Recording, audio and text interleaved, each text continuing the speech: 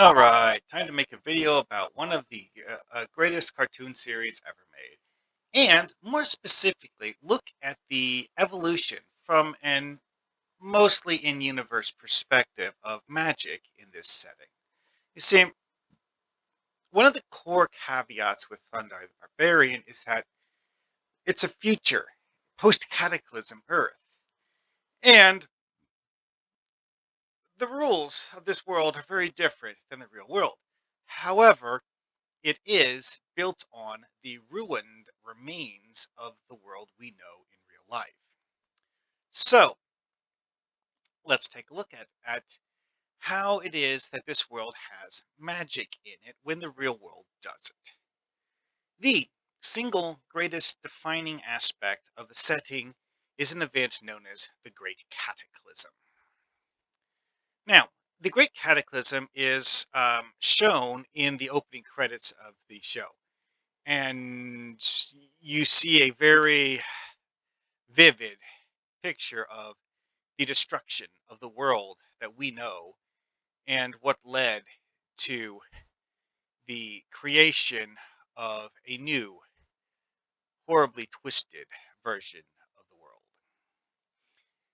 We don't get much in the way of specifics about how individual locations came to be different from they are in real life. We know vague, big picture aspects for the most part, but nothing truly specific. However, many places you have ruins in Thundar's era that are remains of things that existed before. These are not particularly well maintained, and in many cases, the fact that they look drastically different is very important. Like this big old cruise liner here that's somehow tipped upright. That's interesting. There's actually an episode in the show where they have this group of people living in the remains of a cruise liner that was pushed out of the water. And you have people using it sideways as a if it was supposed to be that way. Yeah. Okay, then because they lack the ability to turn it upright. And quite frankly, given its age, it probably would crumble if they tried to turn it upright anyways. That's actually one thing that's very inconsistent here is the time period involved, like the number of years since the Great Cataclysm is so great that you would think that all of these things would have crumbled to dust on their own. They wouldn't need forces like a battle between mutants and wizards to rip them apart. They would have just disintegrated on their own. Much like what we see with the Statue of Liberty, there's only some pieces of it. Actually, it's really the whole thing. That's actually the thing here is that at the first glance, you're like, oh, the Statue of Liberty is broken and there's only a few pieces left. No, it actually just sank into the mud. It got knocked off its pedestal and sank into mud.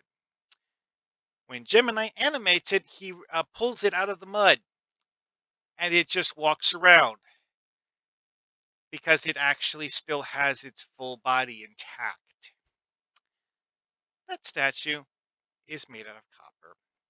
There is no way that copper would last that long on its own. And one of the things that's a fan theory is that something about the Great Cataclysm just added a spark of magic to certain locations. And whatever this force is made those locations deteriorate less quickly than they would naturally.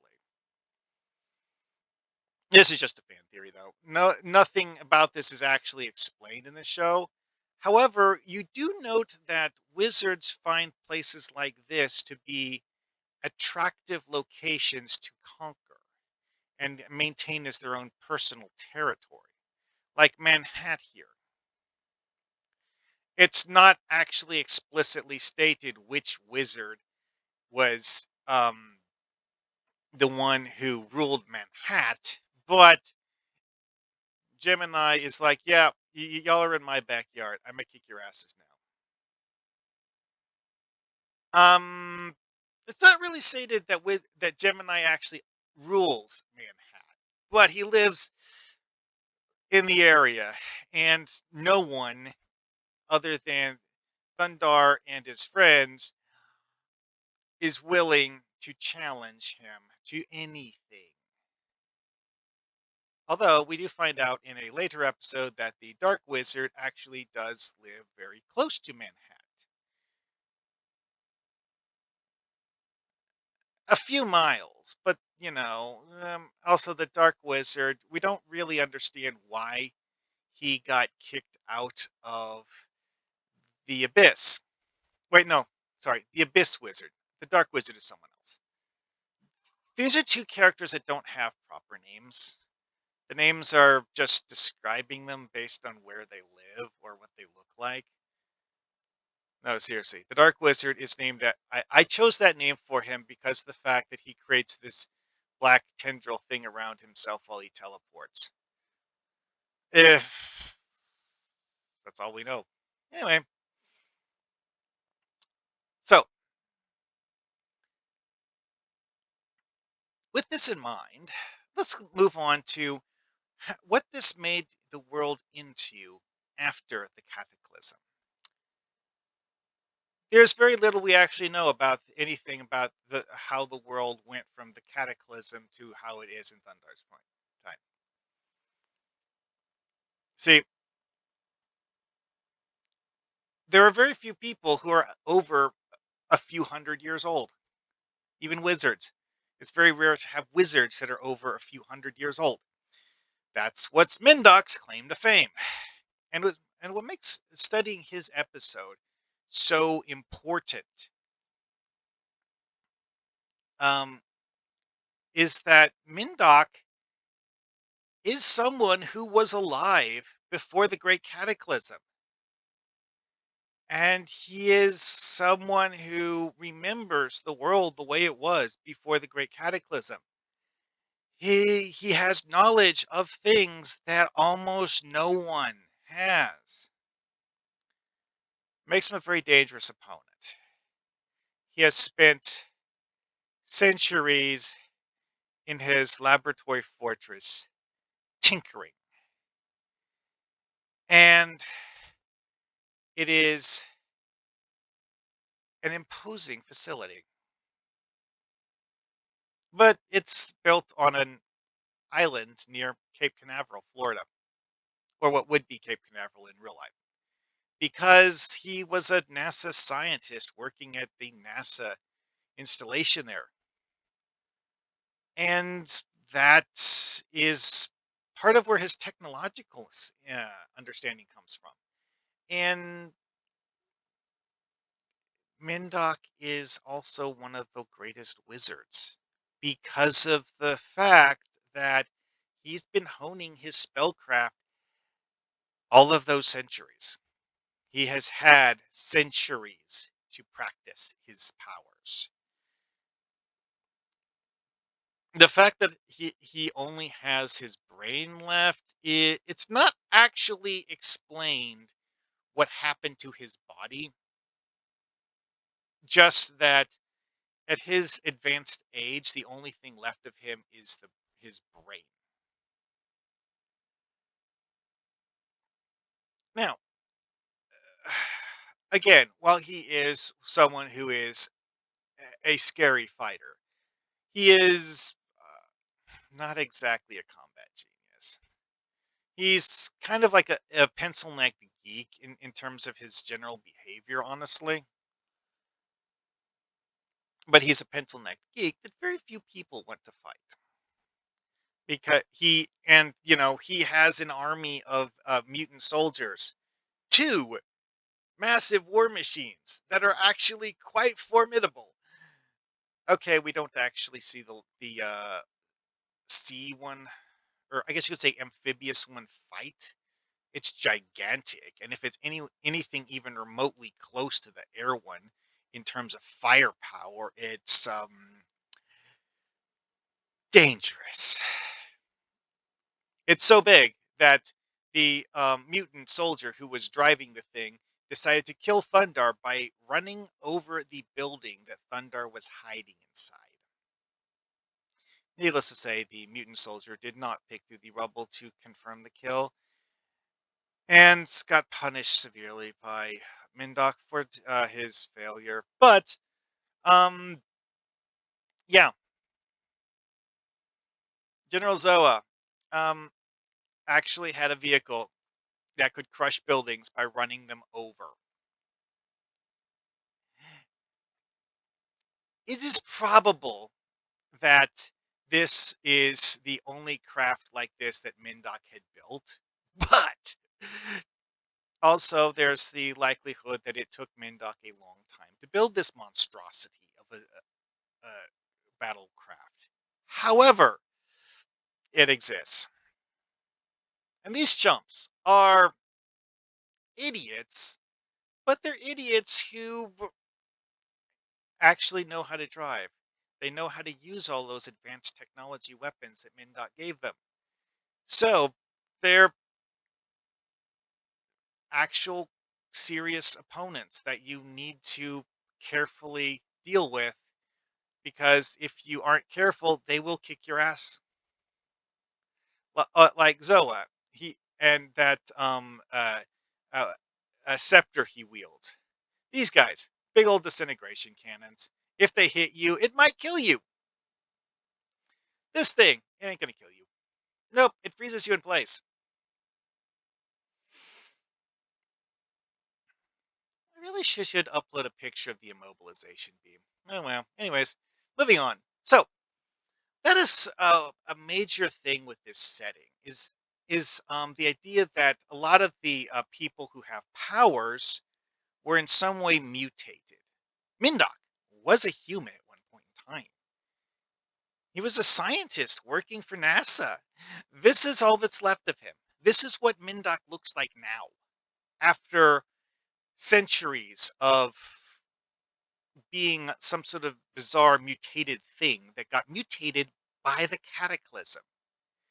Now, this is something that's not fully explained. We know that Mindok, who is a powerful wizard, received his powers during the cataclysm.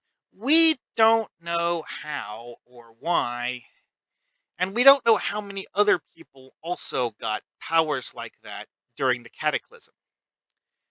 It is actually hinted at in the episode with Argoth that it's hereditary, i.e., someone who has powers like that will give birth to children who have powers like that. One of the things that's semi canon, since it's apparently in production material that wasn't actually part of the show, is that Ariel is, who is referred to as Princess Ariel rather thoroughly, although we never find out what she's a princess of, has a father by the name of Sabian, who is a powerful wizard. Does he live in one of these seven citadels of sorcery? We'll get back to that later. But we don't know. Maybe. There is actually a character in the opening credits who might be Sabian. It's a wizard that we'd never see in any episode that is doing stuff that's kind of sort of being talked about by the opening monologue, but it's not explained. It's just um, it's there for environmental feel. Is it Sabian? Maybe, maybe not. So, um, where does that take us? Well, one, we know that a lot of the people who are wizards have some sort of mutant gift of magic. It's a superpower. It's not like arcane.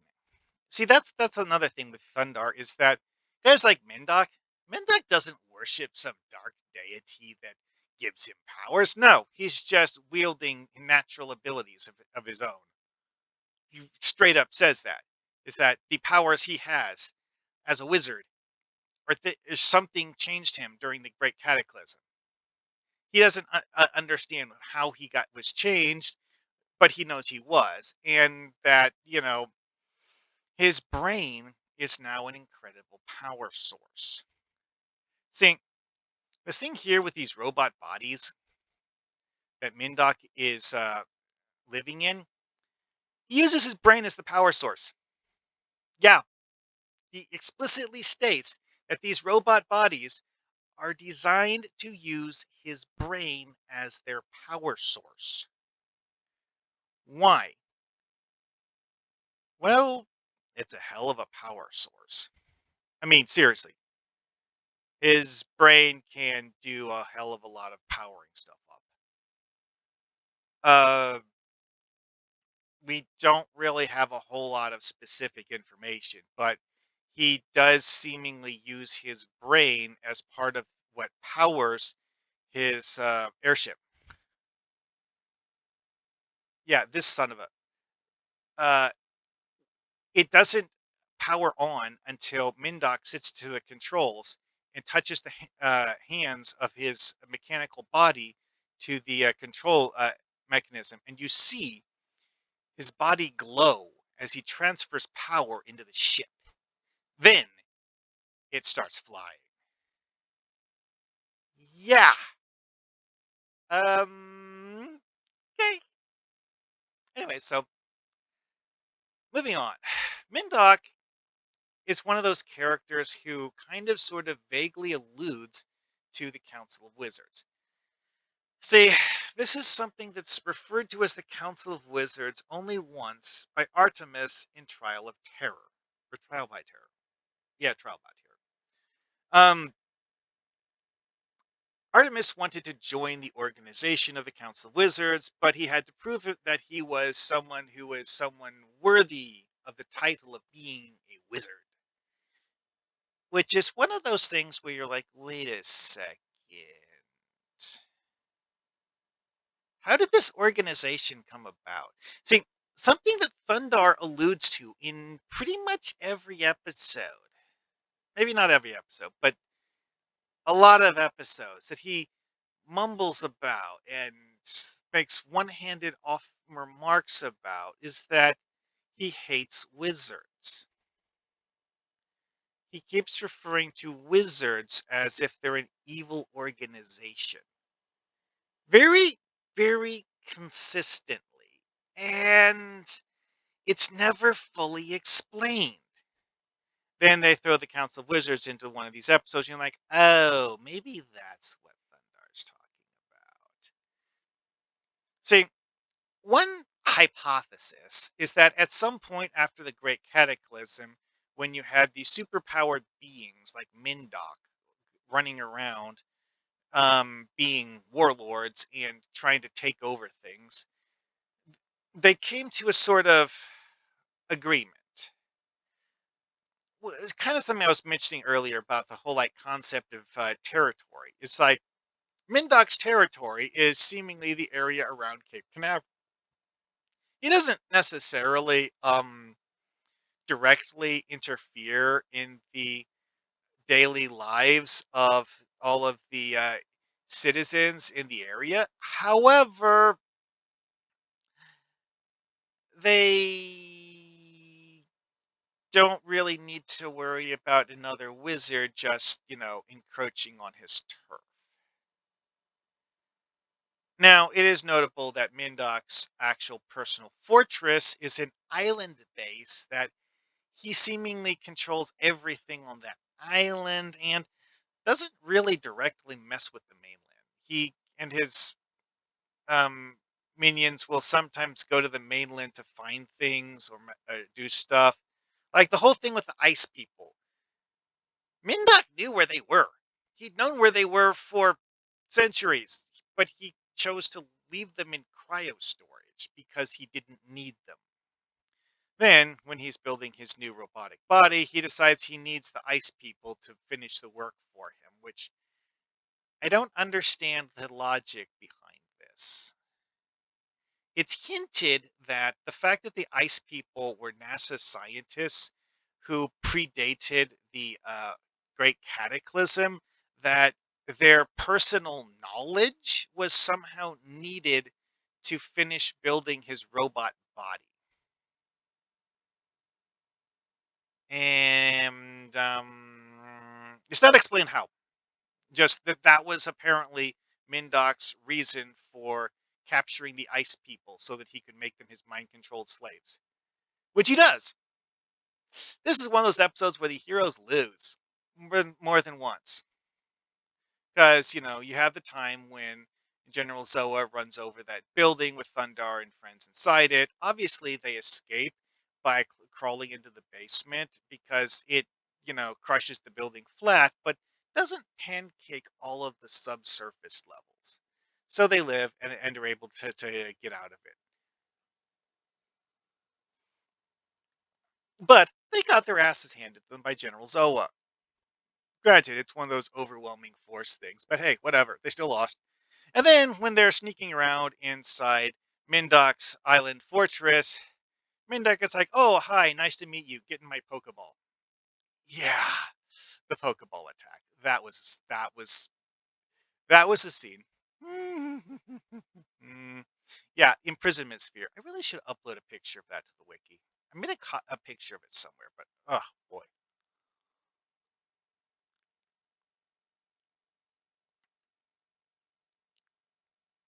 Anyway, so this was an episode that did a lot to explain the way that magic works in the Thundar. Is that some people are just gifted with the power. Now, in the case of Gemini, it's not actually clear if Gemini is naturally gifted with the power or if his cybernetics give him the power. Because that's the thing too. Cybernetics and or machinery can mimic the abilities of magic because in this universe, magic isn't arcane. It's not. There is no studying dark tomes of lore. That's not how it works. And as I mentioned before, there are no evil gods to worship. Kind of, sort of. I'll get back to that later. See, there are beings that have external power sources, but it's not the same thing as worshiping a deity. One thing that is noteworthy is that each episode that did things with magic, and because Ariel's the main character, Ariel's a magic user, so literally every single episode has something with magic in it, even if it's just Ariel creating a magic barrier. She often creates bridges for horses to ride over. Like Ariel's repertoire of spells is the longest in the series because of the fact that Ariel is in every episode. What she does in each episode is not necessarily the same thing as anything she's done before, which means that she has a long list of things compared to the others. And also, she is actually a pretty competent magic user. She's not the most powerful one. I mean, in a duel of raw strength versus someone like Mindoc or Gemini, she lose. She tried to fight Gemini one on one, and it didn't work. She lost in a duel to Gemini. Again, one of the cool things about Thundar, they set up villains as legit threats by having the heroes lose to them. And in many cases, this lets you learn things about the way this world works. And more specifically, in the case of this video, the way magic works in this world by having villains use magic to beat the heroes without killing them. Because for whatever reason, there are actually times when the villains actually want the heroes alive because reasons. Like the thing with Argoth. Argoth hinted that he believed that um, Ariel's children would be would inherit her ability to use magic.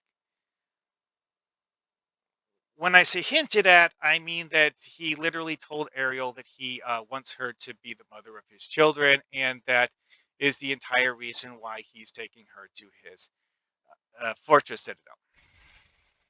At any rate, this is getting long, so I'm going to have to get back to the rest of this later. See you guys.